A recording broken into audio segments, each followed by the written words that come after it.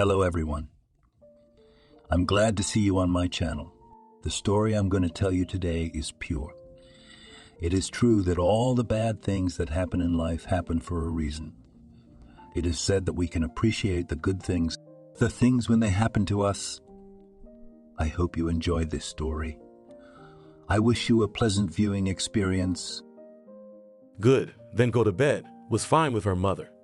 She calmly sat down by the window and drank the aromatic tea. The woman was very worried about her daughter, that she could make mistakes in life. But at the same time, she never tried not to pry into her soul.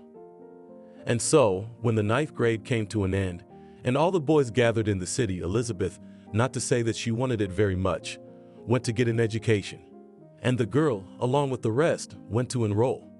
As soon as they arrived, she and Olivia decided that they would attend the same college. What if I don't get in? Elizabeth told her.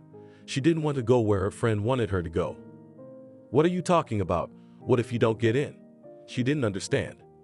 You're the mega brain, and I'm who, with a C to a C, somehow got a certificate, smiled Elizabeth.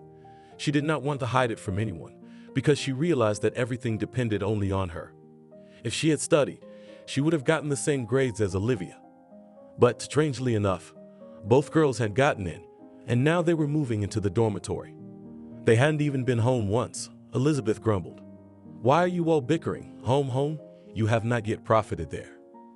Did not understand her friend. I miss my mom, I miss my pablets, said the girl with nostalgia. What pablets? Her friend wrinkled her nose.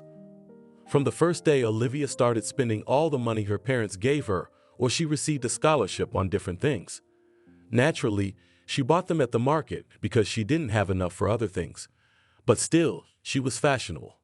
Studying was going on. Elizabeth was bored. If you don't want to learn it, then why sit in the dorm? Come with us, Olivia told her. All the students, while it was warm, were outside. They gathered in groups, went to discos and clubs. What if I don't want to? Elizabeth told her. Well, you don't want to, so you will. Where are you going to look for a guy? Asked her friend. You know, as smart people say, happiness will find you on the stove, she answered Olivia. Well, first of all, we have no stove here. And secondly, water does not flow under the lying stone, she parried. All right, I know you're smart, Elizabeth laughed to placate her friend. The day she met Austin, right after school, Olivia had dragged her shopping. You're not going to buy anything there anyway. Elizabeth didn't want to do that. It was her least favorite thing to do. What difference does it make?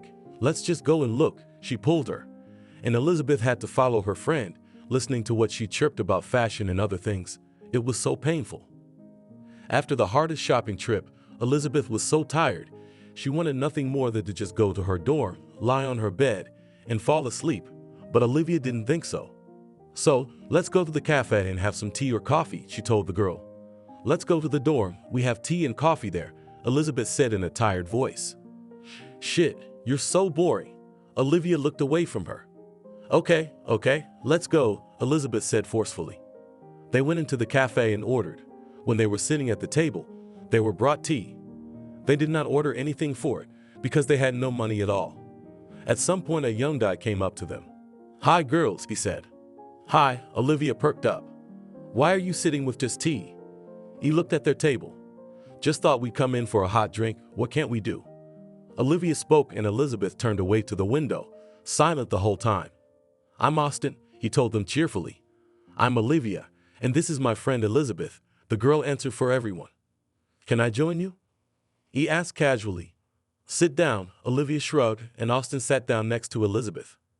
He went to the counter and got himself some tea and some desserts. Here my treat, he said, realizing that they were students, and those were always short on money.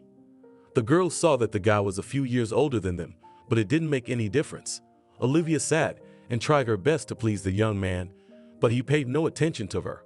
Why is your friend so quiet? He told her. Ask her. Olivia realized she had nothing to catch here. No problem, he smiled and turned to Elizabeth. You don't have to ask me anything. If you want to talk, but I just want to be quiet, she said. Oh, how impertinent we are. The boy laughed again. Olivia, enough tea. Let's go home. The girl got up from the table and headed for the exit. Austin took another sip and followed them. Wait, he shouted to them. All the way, he and Olivia chirped about something. Elizabeth walked on, thinking that she would never listen to her friend again and would never go anywhere with her. When they were already at the entrance to the dormitory, Austin took her hand. "Come on, let go of me." She looked at him. "Okay, I get it. I'll leave you two alone," Olivia said, and went inside. "Elizabeth, I'd like to get to know you better," Austin told her. I know she wanted to take her hand away and follow her friend. "Why are you like this? Look how cheerful your friend is." He didn't understand. As it is, she managed to pull her hand out of his and she left. As they say, forbidden fruit is sweet, and from that moment, Austin began to come to the dorm, and almost every day he called Elizabeth, sometimes asking Olivia to help. The guy had nothing, so he had little to offer, but he still made some surprises, gifts. "Elizabeth, look at the guy who's courting you. What more do you want?" Olivia said to her in the room. "Yes, I already see," was not very standard her answer this time. "Yeah, so you're okay with it?" "I don't know, at first I was blowing him off, but now I'm kind of ashamed," she said. "There is nothing shameful. Tomorrow, when he comes, you go for a walk together, there and talk." Spoke like a teacher roommate. "All right," agreed Elizaveta. She had long thought of Austin not as an annoying young man, but as someone who had a backbone and wouldn't back down from what he set out to accomplish. Elizabeth had no idea the first time she went on a serious date with Austin that she would have a very different life for the next few years. "Elizabeth, I rented an apartment. Now we will live together," he told her when the girls came to the second year of study. "That is, for 2 months you did not answer me, did not call, did not do anything, and now you say that you rented an apartment for us." She looked at him resentfully. The girl already thought that they had broken up a long time ago, when she went on vacation to the village. He promised to come, then to call, but he never did. "Come on, I have my own life here, friends, worries." He began to mutter something under his nose. "Concerns," she grinned, but just like last time, Austin didn't let it go. He pursued the girl again, and at some point she gave in again. "So are you moving in or not?" Olivia kept asking her. "We are," Elizabeth answered nervously. "That's good, Elizabeth. I never thought you'd start living an adult life with a guy before me." Her friend came up to her and hugged her. "Come on, it remains to be seen whether we will live together or not." Elizabeth thought about it too. And now she and Austin were in a separate apartment. If you compare it with the dormitory, now you can do everything. Not to run to the dormitory by 11, not to be afraid of the janitor or something else. "Let's go, I'll introduce you to my friends," a young man once told her. "Okay," she answered him. And from that moment on, Elizabeth's life began to change. They drove up to some country house, where a large company gathered. Austin talked to everyone very well. It was obvious that he was not the last person here. The party was going great. Elizabeth didn't even expect to enjoy it so much. "So, how did you like adulthood?" Austin asked her one day. "And what is the difference between adulthood and childhood?" She laughed in response. The girl was different now. If Olivia had seen her, she wouldn't have recognized her. Elizabeth had stopped talking to her for some reason. She began to be friends with Mitch's company, and now every weekend, either they went to their new friends or they were visiting them. At first, Olivia would call and take offense, and then she stopped doing that too. Elizabeth didn't seem to care either. Austin was doing something, he had money, so the girl was very well with him. She rarely saw her mother now, and sometimes she could call her during the week, but somehow she was not up to it all the time. Shallow life so tightened that Elizabeth already did not remember how she lived without it and did not go anywhere. "Hello everyone." They came to the very country house where she had first met young men and girls. "Elizabeth, come in." Her friends were already waiting for her. So, little by little, Austin began to linger somewhere in the company. He came home drunk more and more often. Elizabeth resented him because she had dropped out of school. Now she was sitting at home, doing nothing. Why not take her with him or let her go with the girls? The young man was getting angrier and angrier every time she started lecturing him. He could drink at home lately too. Elizabeth did not even think that in 2 years a person could change dramatically. "Give me something to eat." He'd come home drunk again. "You're the one who needs to cook," she snapped at him. "What did you just say?" He didn't understand what he heard. She didn't want to talk to him and went to her room. Austin jumped up from his seat, running after her. The girl didn't expect him to hit her, but apparently Austin didn't think so. "Did you get it?"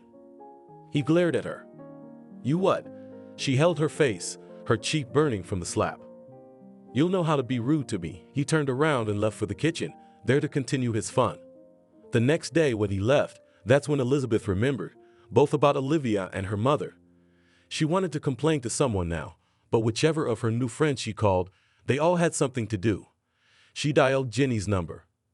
"Daughter, hello," she heard on the phone. Elizabeth cried, because she realized that no matter how she felt about her mother, she would always accept and understand her. "Mom, he hit me," the girl cried into the phone. "Come on, pack your things and run away from him," the woman said. Maybe wait and see, after all, he was not himself. Elizabeth doubted it. She realized that she had to live somewhere, and she didn't work. She didn't study. The money was only Austin's. "Well, I don't know what you want to accomplish with this." Her mother was against her staying with this young man. While they were talking, the girl heard keys being inserted into the keyhole. She quickly said goodbye and went into the kitchen. Today she put the meat in to make broth. She wanted to make borscht for Austin. See, she understood, and she said don't. She could see he was out of sorts again. "Austin, have you been up all morning?" She didn't understand. "Get away from me," he shouted. Elizabeth did not argue with him, went to the kitchen. There she peeled vegetables, fried, boiled, and at this moment cried. How her life could turn 180 degrees. For a week or two everything was fine. Elizabeth had been meaning to call Olivia for a long time, to ask her how she was doing, since it had been so long since they had seen each other. And now she dared, dialing her number. "What, you want to make up?" she asked her. "We'd have not quarreled with you," Elizabeth told her. "If you want come, we are now in a cafe, just and sit together," said her childhood friend. "Everyone wait, I will definitely come." She did not call Austin, but wrote in a message that she went to meet her friend. She didn't think he would say or do anything. "Olivia, hi." She walked into the cafe. The girlfriends hugged. They walked to a table, sat down. The girl introduced Elizabeth to the others. And she didn't care where and with whom she was sitting now. The main thing was to distract herself from what was happening in her family. "Well, I hope we will not lose contact with you now," said her friend. No, of course not. Elizabeth was sure of it. They sat until closing time and then went home. Elizabeth entered the apartment. She did not expect it, but immediately received a blow to the face. The girl realized that it was useless to say anything. Elizabeth tried to somehow get into the bedroom so that Austin would not touch her again. "Where to?" He grabbed her by the hair.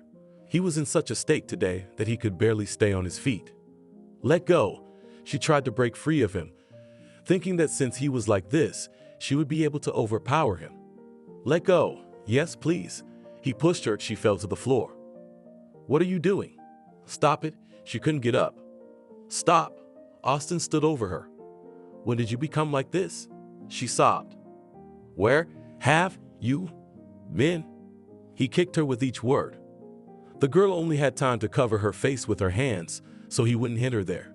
How she screamed that night was impossible, and her roommate didn't care about that scream. He did not stop in his torture until Elizabeth became quiet and stopped moving. After that, he went into the kitchen, drank some more, and then went into the room, flopped down on the sofa and snored. In the morning, as if nothing had happened, Austin got up, went into the kitchen. Everything was on the table. All he had to do was splash himself into a glass and drink. As he tilted the glass and the liquid burned his lips, he noticed out of the corner of his eye that one wall had been smeared with something red. He sipped the glass aside, turned around.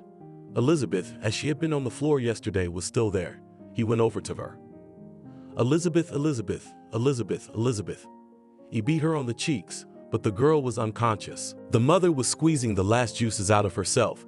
She was doing a lot of things around the house, household chores, also had time to work, and now she decided that she had to sell chickens or pigs to make money. Jenny did what she could for her daughter. "Elizabeth, I can't sell the last pig," she said to her daughter. "Mommy, of course you can't. Christopher was almost 2 years old by this time. You could put him in daycare." "What are we gonna do?" They sat down together at the table. "Listen, if you agree, then stay here with Christopher, let him go to kindergarten, and I'll go back to the city, find some work there. Anyway, the salary is higher than here," Elizabeth suggested to her. "Daughter, you should be careful there somehow," remembered her mother last time she went there. "Mom, don't even remember," Elizabeth begged her.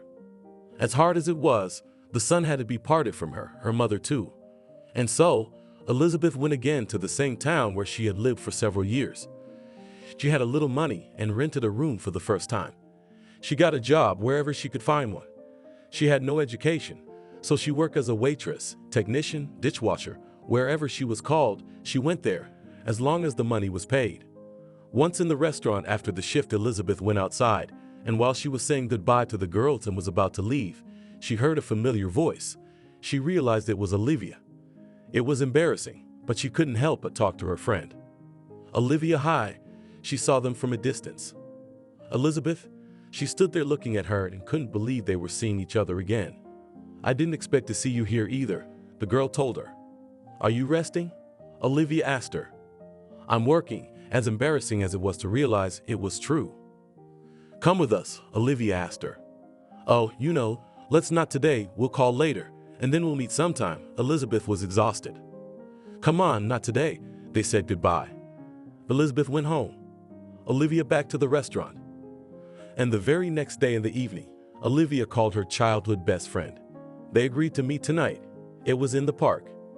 It was chilly outside, but the girls didn't notice because they were telling each other who lived where and how. Elizabeth didn't say much about herself because Olivia was always talking. It turned out that she had found a young man too. They were already preparing for the wedding, but just before the event, the girl found out that he was not faithful to her. That's how they split up, she said. Well, let's split up. And when I have a weekend, we'll meet again, Elizabeth offered her. I don't mind, Olivia smiled. And they hugged like they had when they were kids, said goodbye, and went home. Now they met almost every weekend when Elizabeth had time. They went to cabs and other places of entertainment. Olivia was always the initiator, and she dragged Elizabeth everywhere with her. I don't know how you'll do it, but we have to go to the club on Saturday, Olivia told her. I don't even know, Elizabeth wasn't a fan of skipping work. No way, everyone will be there, some famous artist is coming, we have to be there. Olivia looked at her with big eyes. Okay, I agree, replied Elizabeth. The next day, when she was at work, she talked to her bosses. They let her go without any problems because she never missed her shifts. And now, she was sitting at home in front of the mirror and didn't know what to wear. But she decided that there was nothing to think about. There were only a few outfits in the closet. Elizabeth, where are you? Olivia called her. I'm on my way, she answered the phone. They were supposed to meet at a friend's house to get ready. Since the girls' financial situation was unstable, they decided to have a few drinks and snacks at home so that they could come to the club prepared. So, we have a couple of hours, and then we have to be at the club. Olivia looked at her watch. Oh, who do you want to meet at that club? Do you think there's anyone normal there? Elizabeth thought back to her past married life, and she didn't want that to happen again. Oh, come on, Olivia was hurt. And what from your stories? I realized that no matter how many young men you met, everyone was either married or had some kind of problem, Elizabeth said to her in response. They called a cab, went outside, got into the car, and drove to the club. The music was playing loudly there, which seemed to Elizabeth to be hitting her ears.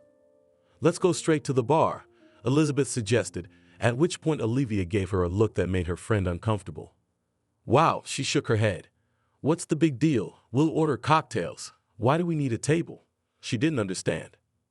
Indeed, Olivia agreed with her now. They asked to make them cocktails and stood and watched what was happening in the hall. Young people were not only dancing, some of them were trying to show off in front of everyone, making some intricate moves, but it was the custom here that no one paid attention to anyone. Look, Olivia showed Elizabeth one of the young men. Yeah, she nodded, realizing who she meant.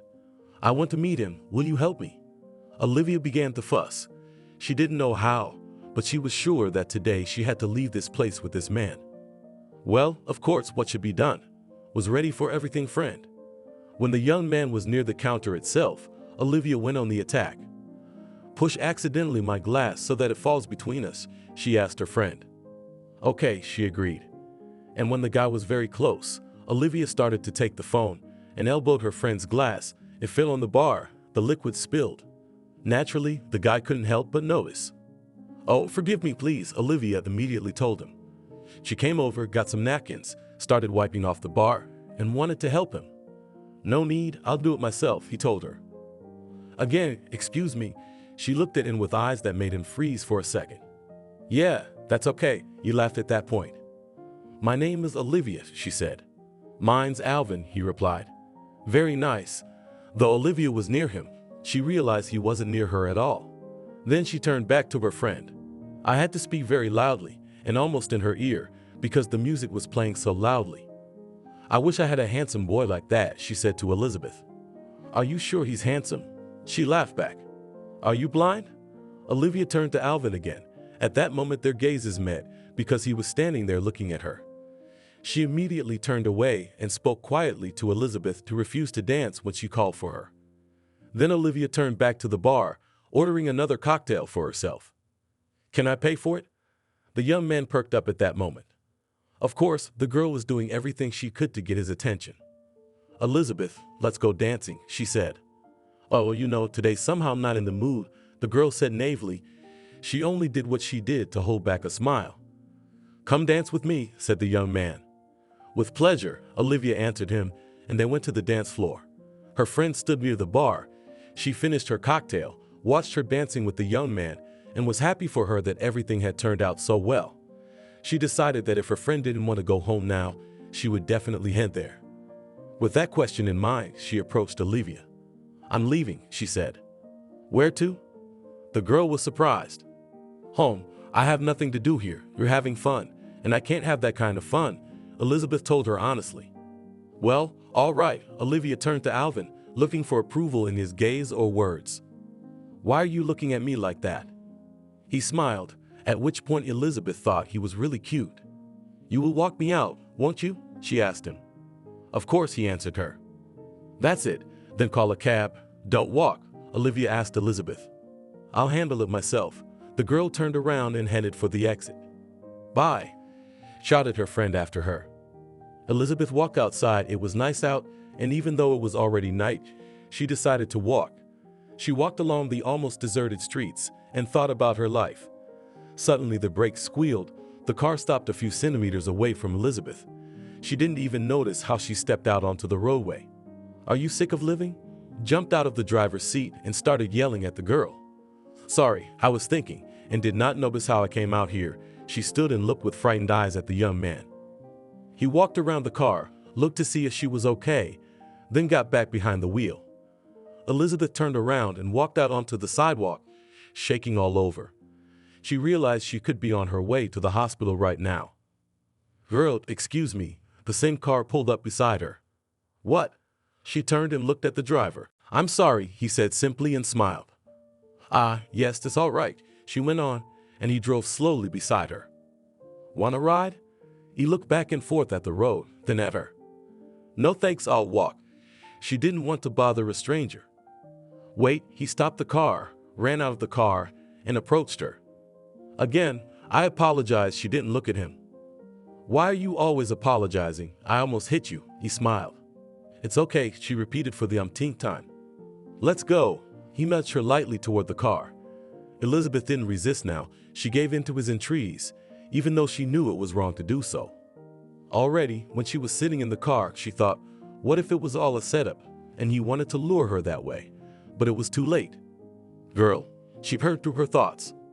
Oh yes, what? She turned around. My name is John. He couldn't stop smiling. Elizabeth, she too strained to smile. Where are we going? He looked at the road. Elizabeth gave the address. They reached the place quickly. They were silent the whole way. Thank you. She got out of the car. You're welcome, though. He got out after her. What? The girl didn't understand what he wanted from her. Can you give me your phone number? Call me Mimi. He didn't insist. I do not even know. Embarrassed Elizabeth. If you do not want to communicate, I will not pester, he promised. The girl herself did not know what attracted her to this young man, but she dictated to him her numbers. After she went home, she did not want anything, not even to think, just went to bed. When she was on shift the next day, her phone rang. An unfamiliar number was on the screen. Elizabeth quickly took off her gloves, answered it. Hi, it's John, he said cheerfully. I'm sorry, I'm not comfortable talking right now, she practically whispered. Why? He switched to a whisper as well. At work, Elizabeth replied. Tell me the address, and when you're free, I'll come over, He practically insisted today. It was easier for Elizabeth to say all that than to bicker and wait for someone to notice. In the evening when she went out, the guy was already waiting for her. She walked over, got in the car, they drove off. The girl thought that he was about to start pestering her with questions about why she worked here and everything else, but John was silent. Home? He turned around. Yes, she nodded and looked embarrassed. Will we ever meet up again? John asked her. I don't know, she shrugged. When's your day off? He seemed to know everything.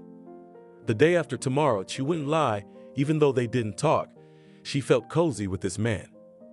Agreed, I'll call you tonight, and then I'll stop by again tomorrow to take her home. You took care of her. Thank you, and yesterday she got out of the car. Bye. See you tomorrow. He stayed behind the wheel today. Elizabeth walked into the house. If yesterday there were no oblique thoughts, today for some reason she thought about him, her new acquaintance.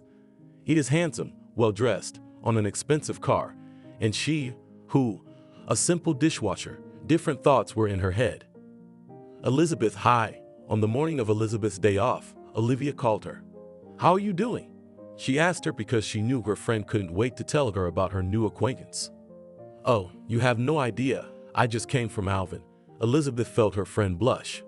So, you're doing well. The girl hurried to finish the conversation because it was now John was supposed to call. Yeah, Olivia stopped talking. You're a little wordy, surprised her friend, because before Olivia could not shut her mouth. I wanted to get together, and I see you don't want to. The girlfriend took offense again. Let's do it some other time, Elizabeth asked. Okay, didn't say goodbye and ended the conversation. Olivia. John didn't call until an hour later, saying he was waiting for her outside her house. Elizabeth was already ready. She walked down in the car. Hello, he looked at her. Hello, she was cheerful. She didn't know why. At that moment, Elizabeth didn't know what to say. So many thoughts immediately appeared in her head. Why does he live in rented accommodation? What, he doesn't have enough money? If he can afford such a car, could buy an apartment, at least take a loan, but decided to keep silent and say nothing. All right, she answered. They talked about something else. Elizabeth translated the conversation, and when the young man left, she immediately dialed Olivia. Have you seen the time, friend? She asked her. Listen, Olivia, today you ask why we are still not together. He proposes, but with all his glamour, for some reason lives in a rented apartment and calls me to live there, Elizabeth shared with her. You know, most likely he is married. Made an assumption, friend. Why do you think so? Elizaveta did not understand the connection between a rented apartment and a wife. Well, as a man with status, has a wife, maybe even children, and you call you to live in a rented apartment. It is clear that he has a house or living space in the property, and in order not to offend you, and do not go to you in the communal room, so he offers to move to him on rented, she reasoned. Elizabeth had enough of this one conversation with her friend to get these thoughts into her head. She had a shift the next day and the day after that too, so they didn't see John. Elizabeth, however, had a handful of various thoughts about him. Hi. They met when she had another day off. John, I don't want there to be any misunderstandings between us. Let's clear things up here and now. She got into the car and didn't even say a word of greeting to him. Okay, talk. I don't have any secrets from you. He didn't look her in the eyes for some reason. Tell me, why are you asking me to live in a rented place? She asked him a question and immediately felt her cheeks start to blush. I don't understand. What kind of question? He furrowed his brow. Your car is worth as much as 2 apartments in this city. Why couldn't you buy an apartment and chose a car? She started from afar. What's the connection? Just like Elizabeth asked Olivia that once. Okay, I won't beat around the bush. Are you married? She asked him a direct question. What? He laughed. I don't see what's so funny. She looked him in the eye. Elizabeth, how could I meet you so often? How many evenings we spent together, he told her. Let's go to your place, she said, and buckled her seatbelt. Let's go, he didn't mind. Elizabeth thought, now if they arrive, she will definitely see everything, whether it is his apartment or he rented it on purpose, and generally understand everything. When they entered the apartment, she saw a framed picture of John with an older woman. It was clear that it was a relative, either his mom or his aunt. Things stacked up in the closet. There were some little things lying around here and there. Well, he couldn't have done all this on purpose because he didn't know she was going to visit him today. Elizabeth went to the kitchen, looked where the kettle was, poured water, put it on to boil. She sat down at the table. "Tell me, do you really have any feelings for me?" the young man asked her. "Why are you asking me this question? Don't you know?" She looked at him. Today you were somehow different. If usually he smiled, laughed, joked, today he sat in front of her very serious. "Okay, I'm going to tell you one thing now, because of which you just might leave me." He stood up and started walking around the kitchen. "If you're not married, nothing else can stop me," she said. "No, I am definitely not married. You can check my passport, any other documents, and my friends will prove it to you if you start talking to them," he said seriously. Then what? She couldn't understand. "In fact, I do not have an Oprah car, Oprah clothes, and in general, nothing." Now he looked into her eyes, and she realized that the guy was telling the truth. But how could it be? After all, she sees all this and has been driving this car for months now, talking to him. How could that be possible? She was waiting for a detailed explanation now, because she was afraid that her previous history with Austin might repeat itself. "Don't think anything of it. I haven't stolen anything. I haven't cheated anyone." "If only a little," John said. "Well, please, don't be long. Tell me everything at once, and then everything will fall into place," she asked him. "Well, listen, I'm an ordinary guy who came from a village, went to college, and then went to work. First, I was a security guard at a paid parking lot, and then I helped a man who turned out to be the head of a car dealership. He asked me to work there," John said, while Elizabeth was pouring tea. "Are you sure you didn't steal that car?" She laughed. "Definitely not stolen. In the evenings, when the shift ends, I work part-time in the car service, and our boss during the day races on this car, and in the evening leaves it there, because he goes with a driver," John explained to her. "Well, now at least something is clear," Elizabeth said. "Are you going to talk to me after all this?" he asked her. "Of course I will." She put her arms around him and started kissing him. Tonight they had a fabulous night, and in the morning Elizabeth told him that she would move all her things to his place in the evening. Listen, they sat the next day in the common kitchen, because the girl was already a resident of this apartment too. Yeah, he was ready to hear her out. "Do you think I would work in a restaurant as a dishwasher, waitress, or something else, if my life was good?" The smile did not leave her face. "What then?" That's what he wanted to hear. Well, just like you, different problems. Right now she didn't want to tell him about Christopher because she didn't know how he would feel about it. "Listen, I have an idea," John told her. "I'm listening," she answered him. "Why don't we go and live in the country?" After she had told him how much she liked it there and everything else, he couldn't offer her anything else. "What would we live on?" she asked. "I'll get a job, you two, even if it's not much, but money, household, it's your own. There's enough for everything," he assured her. "I'd love to, but let's stay here a little longer, earn some money, save up, at least for the first time, and then we'll go," she agreed. "Only you'll have to live with my mother." He smiled and looked at her. "Is that a condition?" she asked. "No, and not even a question." He didn't know what to say, and she laughed at that moment. "Is she normal?" Elizabeth had heard a lot about mothers-in-law, but had never encountered it herself. "She's a very kind woman. You'll definitely get along. And she has a huge house in the village, so there is enough room for everyone, and there will still be." He began to describe the place where he grew up. "John, how do you feel about children?" the girl asked him. "Aubrey," he answered her. "You mean you don't want kids?" She clarified her question. "You understand, now is such a time that a child is not enough to give birth. It must be brought up, raised, learn, and whether we can do it or not, I do not know, so why breed poverty?" He took a sip of tea, stood up and went into the room, thereby showing Elizabeth that he finished the conversation. The girl understood everything. It was hurtful, but there was nothing she could do about it. Now they were both working. No one was going anywhere in any expensive cars. In the evening they came home either on foot or by some other means of transportation. They put aside everything they earned. They didn't need much. And in a year and a half, they had accumulated a good amount of money, enough to live on for a few months, maybe even more. "Well, I've already called my mom, said that we'll come to her," the young man told her. "John, let's sign here," she asked him. "I mean, like a fool, I bought a ring. I thought we'd come home, invite your mother, my mother, all together at the table.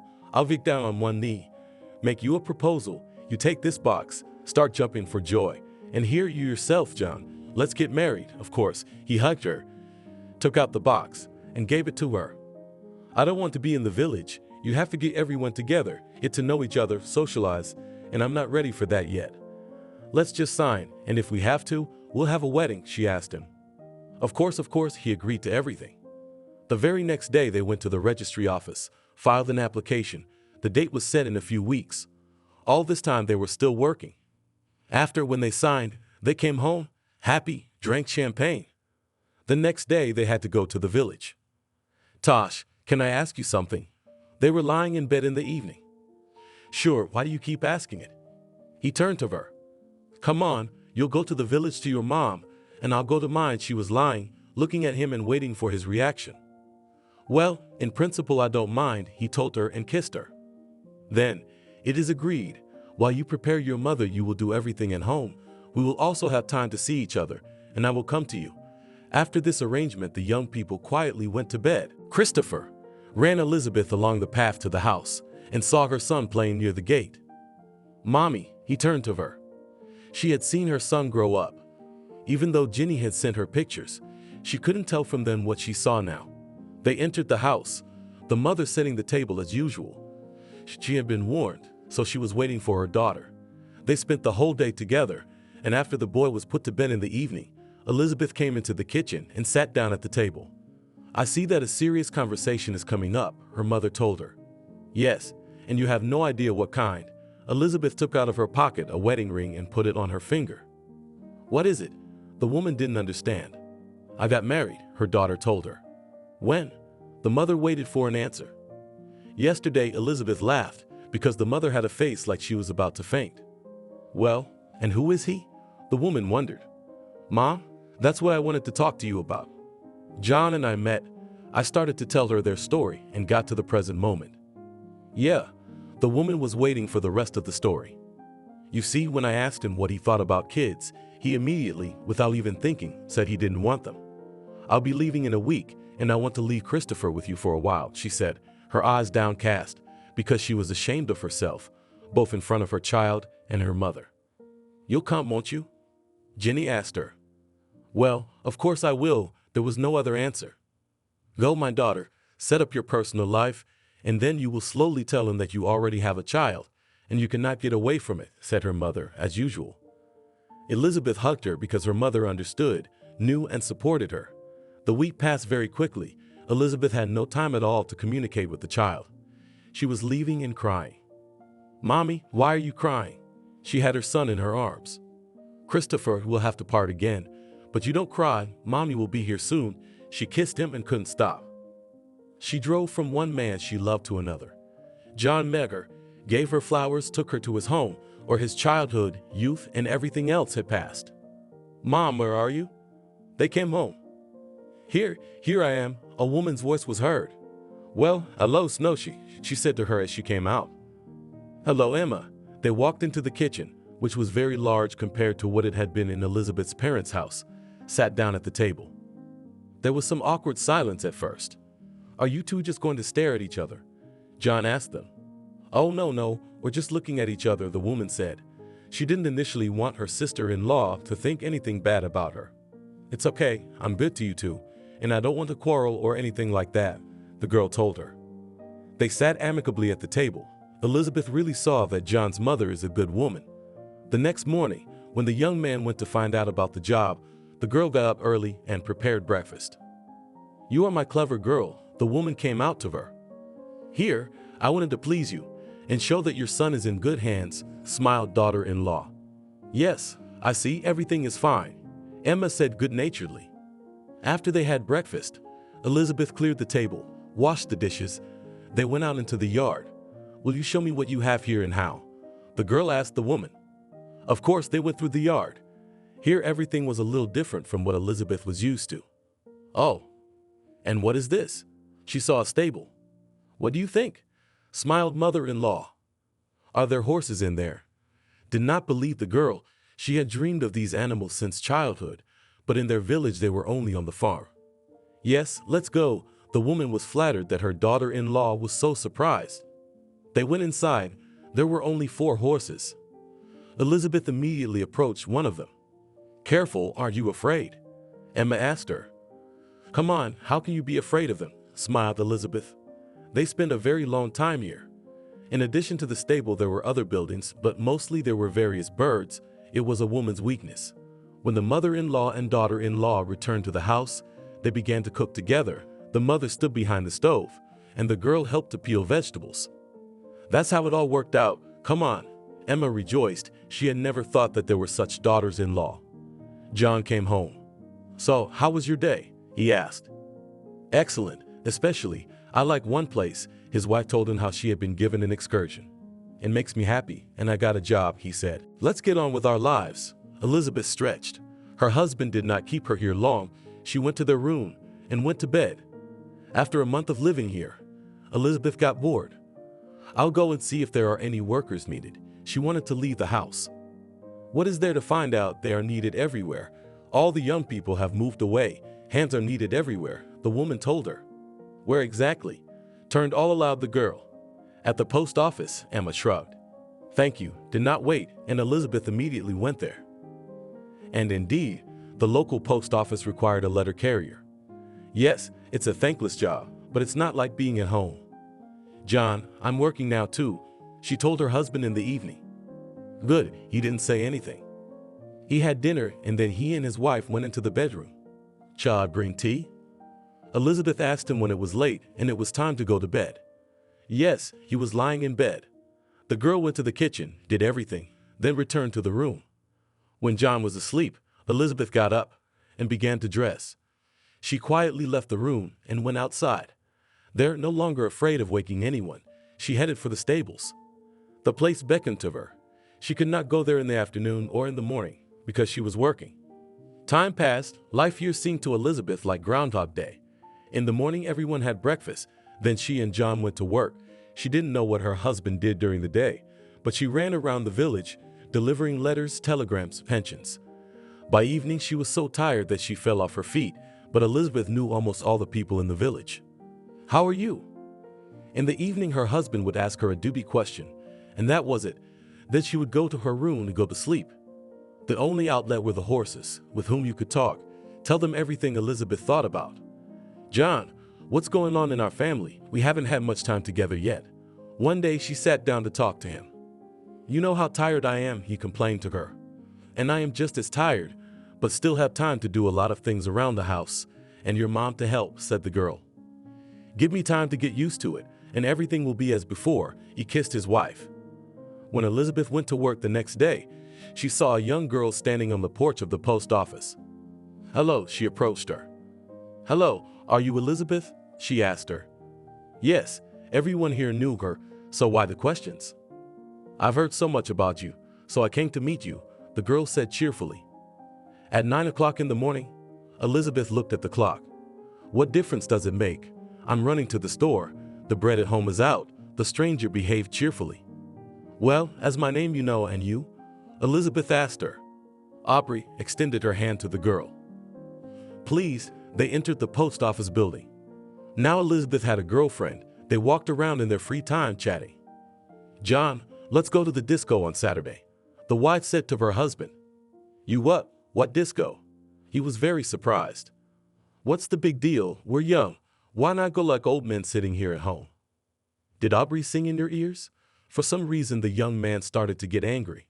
Why immediately Aubrey, she just said, and I'm offering you. She looked at him. So go with Aubrey, he waved her away. Beloved, if you're going to act like this, I'll just pack my things and leave you, the girl said. It wasn't the first night she smelled alcohol from him, but as long as he didn't do anything, she kept silent. Okay, that's it. I'm sorry, he hugged her. So are you going to go? She continued. I'm serious. Go with your girlfriend, have some fun. He had nothing against it. What do you mean with a girlfriend? Emma listened to them. Mom, at least you stay out of it, he grimaced. Fine, she and went to her room. Lately, Elizabeth began to notice that her mother-in-law had distanced herself from her as well. They didn't have the kind of communication they used to have. Tonight ended well. Well, what does John say? Her friend asked her the next day. Nothing, he said that we should go with you. Elizabeth did not deceive her, because she really wanted to get away. That's fine, she was glad. When Saturday came, The girls were at the club. Elizabeth was no longer a snotty girl. She had nothing to be embarrassed about, and she went straight to the middle of the room. Aubrey followed suit. The girls were having a blast. "Can I ask you out?" A young man approached Elizabeth at one point. "Of course, I didn't think there was anything wrong with that. You're pretty. I've been watching you for a long time," Michael told her. He came to the village on weekends to visit his mother. "Thank you," she was embarrassed. "Can I invite you back later?" He had agreed in advance for the next dance. Of course, today Elizabeth had a great day, and she did not want anything to spoil it. After the disco, Michael went to see her off. It was nice. For a long time the girl had not felt so much male attention. Bye. He looked at her near the gate where Elizabeth lived. "Come on. Next weekend we'll meet." She opened the gate, entered. "Where were you?" Stood the mother-in-law and looked with an unkind squint. "What an interrogation. John knows everything." She smiled at Emma. "Look at you dressed up, put on makeup. I saw how Michael walked you home," said her mother-in-law angrily. "Today no one will spoil my mood." She went to the bedroom. From that day on, the woman did not let her daughter-in-law out of her sight. She saw her walking around the village in short skirts. Michael, who used to arrive on Saturday night and leave on Sunday morning, began to stay for longer periods of time. "John, why are you so late again?" she asked her husband when he stayed out late with friends again. "Elizabeth, don't bother," he asked her. "Okay." She folded her arms across her chest, and when her husband fell asleep, she would quietly leave the house again and go to the stables. Emma saw all this. She couldn't interfere. She was afraid of fighting with her son. She knew she wasn't running to the horses, but she kept quiet. The girl returned home when it was well past midnight. She quietly opened the doors to the house. On the threshold stood her mother-in-law. "Jesus, Emma," she clutched at her heart. "What, are you scared?" she asked her. Unexpectedly, the girl said the truth. "The time will come, and John will know everything," she told her. "Find out what?" She couldn't understand why things had changed so much in this family. That's it, the woman was leaving her. Crazy house. Elizabeth entered the bedroom, lay in bed. Sleep did not come. She began to think that she and her husband needed a vacation. To go away, to divorce, to forget everything that had been recently. The next morning, when John and his mother came out to breakfast, they did not recognize Elizabeth.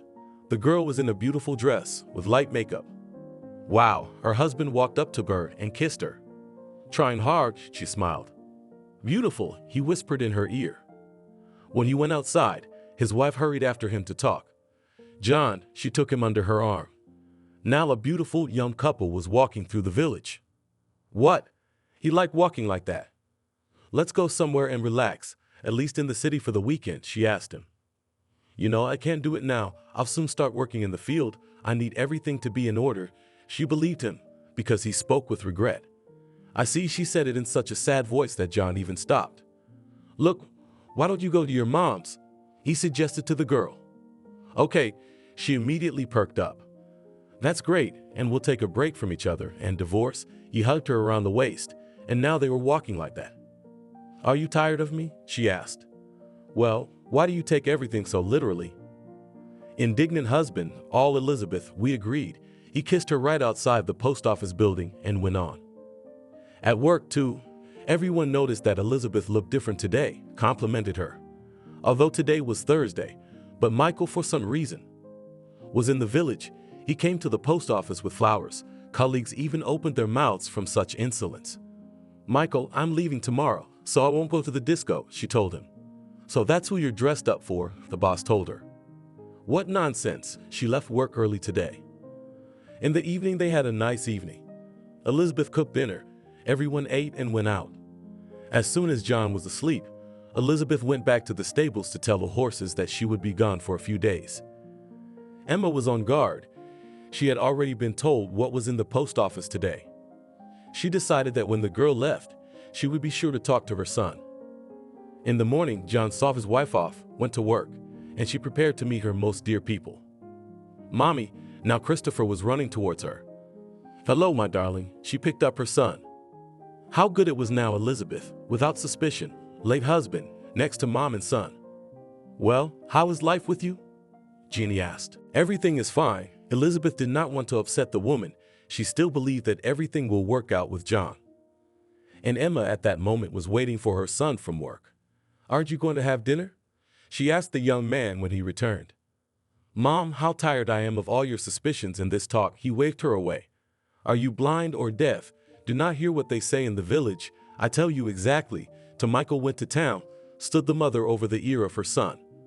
I know that Elizabeth is an honest and decent girl. She would not do such a thing. He could not change his mother's mind. I saw how this honest one twist her ass in front of everyone." The mother spoke almost with hatred about her daughter-in-law, with whom not so long ago she was so kindly communicating. "Listen, just because Elizabeth was here, I used to come home, and now," he stopped talking. The woman realized it was best to get behind her son now. She quieted down for a while, but she didn't abandon her task of tracking down her daughter-in-law. "Tell me why he does not believe me." She walks around, twisting her ass. She came to the neighbor with complaints. "Oh, don't get involved. It's a young thing. They'll sort it out themselves," she advised her. "I cannot, he worked in the city. Everything was fine. No, met this one, brought, and all, began to drink," almost crying woman. "Well, I, of course, as a mother, you understand," silenced the neighbor, not knowing what else to say. "All right, I'll bring her out into the open. Tell me what she needs there, in this stable. Why not in the hen house? Nowhere else, only goes there. And I'll tell you, because it's easier to hide there." Both herself and her lover, Emma said. "When you catch her by the hand, then everyone will believe you." The neighbor shook her head. "Say, and why they have no children? Yes, because John does not sleep with her." So she went to the left, and Michael, the dandy, saw a pretty girl, and all the same, Emma sighed. "That's enough, go home, take a sedative and wait for your sister-in-law," she told her. "Yeah, I'll go, it's late." The woman got up and left the neighbor's house. Strangely enough, but while Elizabeth was not in the village, Michael did not show up there, which made her mother-in-law think that they had gone somewhere together. Could she have deceived you like that? She pestered her son again. "Mom, leave me alone. I believe and love Elizabeth." He could no longer tolerate all this talk. "All right," the woman tightened her lips. And Elizabeth enjoyed having her son with her. She practiced with him, drawing, playing, assembling a constructor. She associated it as if she were in the desert, and she was very thirsty, and now she was given a bucket of water, and she couldn't get drunk. "How he misses you," stood in the doorway Jenny. "Mother, don't pour salt on my wound," her daughter told her. All silence. The woman understood how Elizabeth feels bad even from these words. One day the girl suggested that they all go to town together, to get some air, to go to the park, to go shopping. Christopher was glad of this turn. He could not wait for the day when they would go. "My darling, soon we will all live together. Then I will tell you everything and show you everything." She pressed her son to her. It was fun in town, especially for the boy. They stayed there all day and drove back in the evening. Jenny melted the stove and they cooked dinner. Then they talked for a long time. They had to put Christopher to bed. But when Elizabeth went to the room with him and lay down beside him, she fell asleep too. In the night, the girl awoke to some strange odor. "Mom, burning." She saw that from the kitchen. She could already see the flames. She quickly sprang into action. From the room she was in, the girl could not go out. There was a lot of smoke. She fumbled for a small water bottle under the bed, wet her son's t-shirt, put it on his face, told him not to clean it up, then did the same thing herself. Oops, she was thrown a little away from the window when she threw the chair at him. By now the flames were already in this room as well. Elizabeth was saving her son, but all her thoughts were on her mom. She was in that room next to the kitchen. When the girl was outside, she could not cough. "Water, quick, careful," heard her exclamations of neighbors who had already called the fire department, but they had not yet arrived, so people were trying to cope with their own forces. "Elizabeth, are you alive?" Someone ran up to them, but she couldn't see who it was. "Mom," she said, gasping for breath. Someone tried to break into the house, but it was impossible. Finally, a fire truck pulled up, and everyone seemed to exhale. But when everything was extinguished, Elizabeth learned that her mom had not managed to get out. She had died in the fire. No! She fell to her knees in front of the house. It was a good thing that at that moment Christopher was led away by the neighbors. "Calm down," tried to lift her off the ground. "Go away, leave me alone." The girl was becoming hysterical. Hours later, Elizabeth was sitting in a neighbor's house, drinking a sedative. She was wrapped in a blanket and was just kind of in a trance. She mostly blamed herself for the death of her nearest and dearest. Elizabeth, calm down, her neighbor was telling her. I can't, why did it happen? Now she spoke calmly, as if there were no emotions. Listen, you had a choice, who to save, the child or the mother. You made the right choice. She tried to somehow calm Elizabeth. But no one could comfort her now. She couldn't even call John, because then the truth about Christopher would come out, and she wasn't ready for that yet. A few days later, the funeral was held. By that time, the girl had recovered a little from the state she was in during the first days.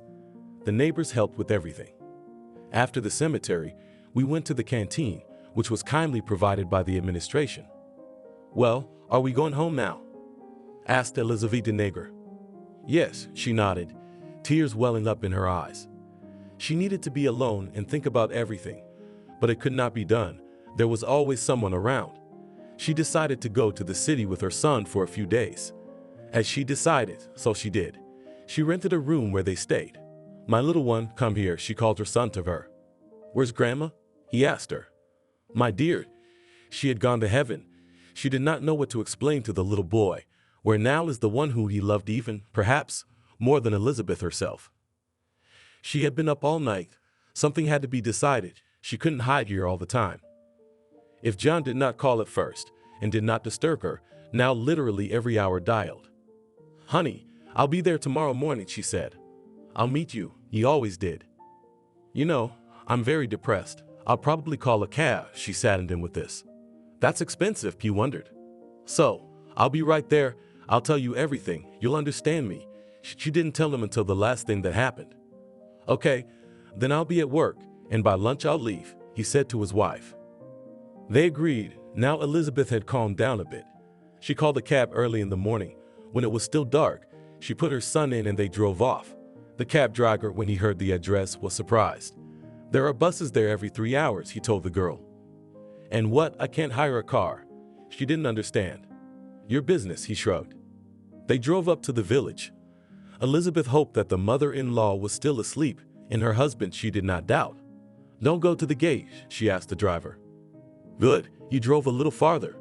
They got out of the car. Elizabeth paid. She took her son by the hand and led him to the stables. Look at the horses, my darling. She showed him the animals. Beautiful, Christopher smiled. Will you stay here with them for a while? She asked the boy. Yes, he nodded. Listen, it's a game of hide and seek. We'll hide from Grandma and she'll look for us, the mother explained to the child, but she couldn't, her voice breaking from tears. She led the boy to the very end, where there was a pile of straw. The girl spread a blanket there, made a hollow, and Christopher climbed in. Elizabeth hoped that they were up early, so the boy would get some sleep. Remember one thing, you can't scream, and you can't go out either. She put her finger to her lips. Mommy, don't worry, I know how to play hide and seek. He put his arms around her neck. Though she was very worried, she got out of the stable and went into the house. Who brought you here, Michael? Was standing arm in arm with her mother-in-law. Emma, please don't start. She walked into the house. John was still asleep. She began to make tea for herself, not forgetting to pour some for her mother-in-law. I heard a car drive up, but not to the gate. The woman kept muttering. That's it, I'll talk about this only with my husband. She waved her away. What do you want to talk to me about? He left the room. Beloved, hello. She came to him, hugged him, and burst into tears. Elizabeth, what happened? He knew there was something she wanted to tell him. The mother-in-law stood with a satisfied look. Perhaps she thought that the girl would now start talking about cheating and that she was leaving. Then she would be right about everything in her son's eyes. My mom died, she said through sobs. What? Why did you call me? I would have come and helped. And you were alone for so long. He pressed her harder against him. And maybe not alone, mother-in-law quietly muttered. Mother, said John irritably when he heard this. At that moment, Elizabeth thought she would beg her husband to go back to town. She would have to tell him about Christopher and confess that she had been deceiving him for so long. If he wanted to leave, she wouldn't hold back. John sat down at the table. He ate breakfast, told the women not to fight, and went to work. The girl also went to the post office. She wanted to say that she couldn't work here anymore. Elizabeth, well, at least a week to work. We have no one to replace you. And on the nose of the pension, asked her boss. Well, she was very worried about her son. The girl was running around the village, as if terrified, when she came home very tired, but she could not go to the stables.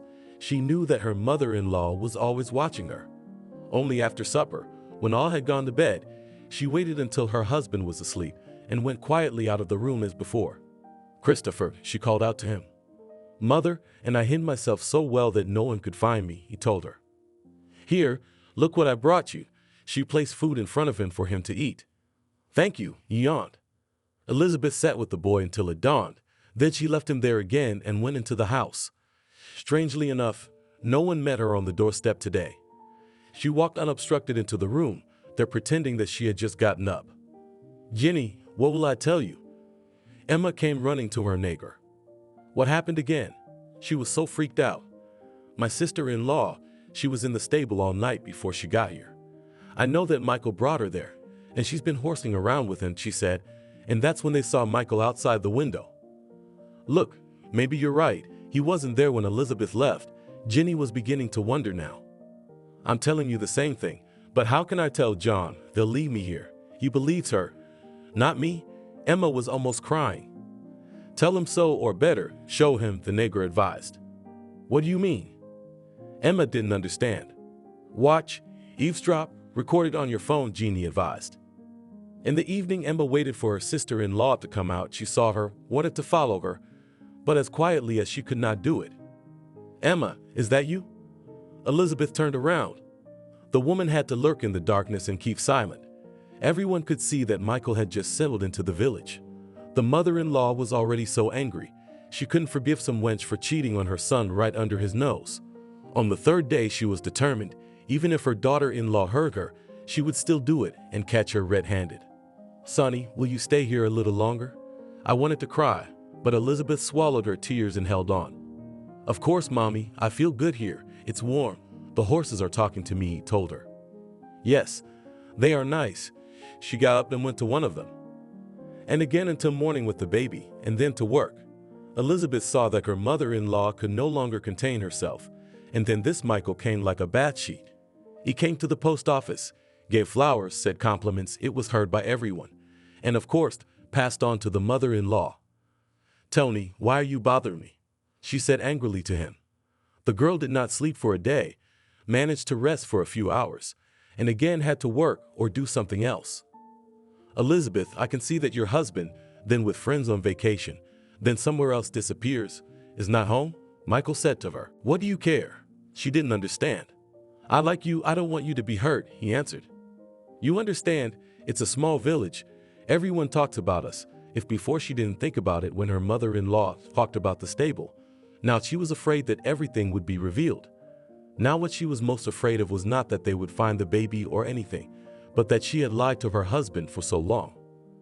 "Well, please, can I at least come to visit? I left everything in the city. I came here on purpose. I don't need anything. I can't think about anything but you," the young man told her. "Michael, here, let's go. If we part with her husband, then you will start courting, and now, while we are together, please do not meddle with me," she told him. But apparently the guy was not getting it, and he did not do as Elizabeth asked him. That day she came home, did everything right, made dinner. She could feel Emma's back watching her. "What?" She turned to her. "What? Cheating on my son, huh?" If she couldn't talk about it with him, she wasn't shy in front of her daughter-in-law. "What makes you think I'm deceiving him?" Elizabeth was tired of everything. "Do you think I do not see that when my little boy falls asleep, you quietly leave the room and sneak into the stable?" The woman made a look as if she had revealed a great secret. "If you don't know anything, then keep quiet," Elizabeth told her angrily. She too had had enough of these antics. "Oh, how you doubt, child. I know everything, and do not think that if I am many years old, then I am already very stupid," she said to her. At this point, Elizabeth was silent because she knew for sure that her mother-in-law thought one thing, but in reality, everything was quite different. "We will probably go to live in the city," Elizabeth told her at that moment. "She will go away." She clung to the guy with her teeth, and he, the fool, hummed his ears, believes everything she said, as if the woman was talking to herself. "Please don't interfere with our family," Elizabeth asked her. At that moment, John returned from work. He saw that the women were here alone, but both were irritated. I don't understand why the world won't take you. He asked them. Ask your wife. As soon as she started wandering around the village, the world didn't take us. Am I an enemy to my son? Emma began to hint to him. Mom, that's it. I don't want to hear it anymore. He was nervous again, and only now Elizabeth realized that it is not in their family problems, but in the family of her husband and his mother. She drives him to various conversations, and he could not believe her, and he could not take it calmly either. The girl stood up and held out her hand for him to talk in the room. Come on, let's have dinner and then go to bed, he told her. And that's all she wants, that you go to bed, gloated the mother-in-law. Mom, the son said to her rudely. The woman was silent. She was really afraid of losing him. They ate, then, as usual, went to their room, lay on the bed. Come to me, John put his hand under her head. John, I don't have time for this right now. I'm all worked up about the last events, and your mom is adding fuel to the fire, she told him. Yes, my mother can do it. If you knew what song she sang to me while you were away, he complained to his wife. I have a rough idea, but trust me, she decided today that she wasn't going to hide anything from John, and she was going to bring Christopher into the house. She didn't care who said what or who did what. As she lay there thinking about it, she heard John snore. Beloved, are you asleep? She pushed him, but he didn't say a word in response. Elizabeth lay there for a couple more hours until it was dark and late. After that, she left the room and looked. The light was not on anywhere. She went into the kitchen as usual. Everything was already prepared for the evening trip to the stables, took the bag and left the house. Emma wasn't so stupid today. She knew where her sister-in-law had gone, so she waited until the door had closed and already unobstructed just walked to it. When she got outside, she saw Elizabeth walking towards the stables, looking around. Now I'll prove it to everyone, the woman said to herself and followed her. She stopped at the door, waited until Elizabeth had gone all the way through, then went inside and hid. Hello, my love. She heard what Elizabeth began to say, my little one tired, while waiting for mommy fell asleep. And she says she doesn't go to anyone. She doesn't talk to horses like that, Emma said to herself in a whisper. Look what I brought you here. But nothing, sleep, I'll sit next to you, pet you, continued to say daughter-in-law. How mother-in-law wanted to get out of her hiding place quickly, but she wanted to listen to the end of the matter. You do not get angry with me. Do not take offense. Today I will tell John everything. Let him know that I have you. What he will think, then think, we part. So it is necessary, Elizabeth said in a calm voice. Oh, you've got a nerve. Emma couldn't sit still any longer. I love you, my good man, kissed his mother. At this point, the mother-in-law could no longer contain herself. She stood up to her full height and walked down the aisle without embarrassing anyone. And what, do you want to say that you do not meet anyone here? She began to say from afar to her daughter-in-law. Quiet. She saw her and heard her. Everything trembled inside, but she herself remained calm. Quiet? What quiet? Are you still going to bring your lovers here? Said the woman indignantly. Emma, please don't shout, the daughter-in-law said in a different tone. Ah, don't shout. She is not shy, not afraid or what? The woman stopped a few meters away from her. Come here, Elizabeth asked her. Why? To look at your lovers. I don't want to, replied the woman. Please come here, Elizabeth spoke calmly. As proud as Emma was, she made her way over to where Elizabeth was sitting. When she got closer, she didn't even lower her eyes. So, she asked, didn't you see? The daughter-in-law was silent, and the mother-in-law lowered her eyes at that moment and saw Christopher. What? She was confused. What, do you think it's Michael? Elizabeth asked her. I don't understand anything. The mother-in-law was at a loss for words. Go home. Now he will wake up. I will tell you everything, Elizabeth asked her. The woman turned around. On cotton legs she went to the house and could not understand anything. Christopher woke up 2 hours later. He saw his mom. He smiled. Well, my dear, my grandmother found you, she said. How can it be? I've been hiding here for so long. No one could find me, said the boy. Let's get acquainted, she called him, gave him her hand, and they went out of the stable. As she led him into the house, the boy looked surprised at Emma, who was sitting at the table in the kitchen. Hello, he said to her politely. Come here, she beckoned him over to her. The boy came over. The grandmother leaned over. Who are you? She asked him. I'm Christopher, he replied. And who is this? She looked at Elizabeth.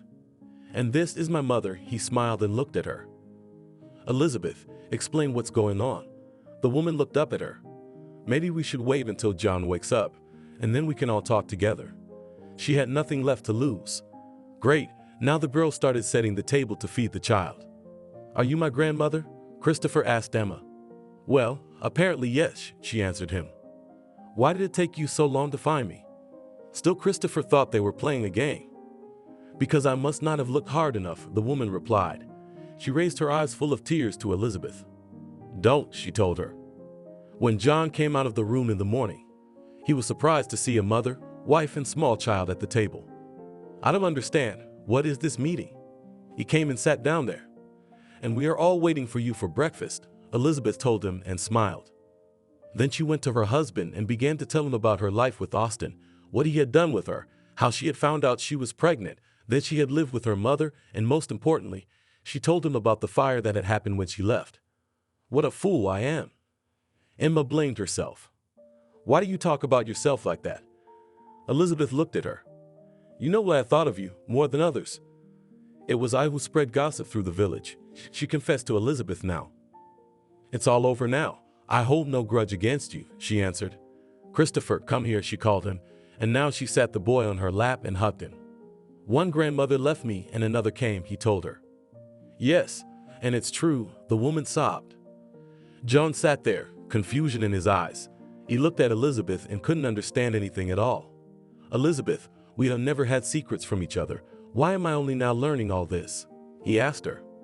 "Do you remember when we were sitting with you and I asked about the children?" She reminded him of their conversation. "Of course I remember everything we had together," he answered her. "You said then that there was nothing to breed poverty and in general against children and everything else," she said. "You fool. Come here," he drew her to him. "I was talking about our future children, not the ones you had.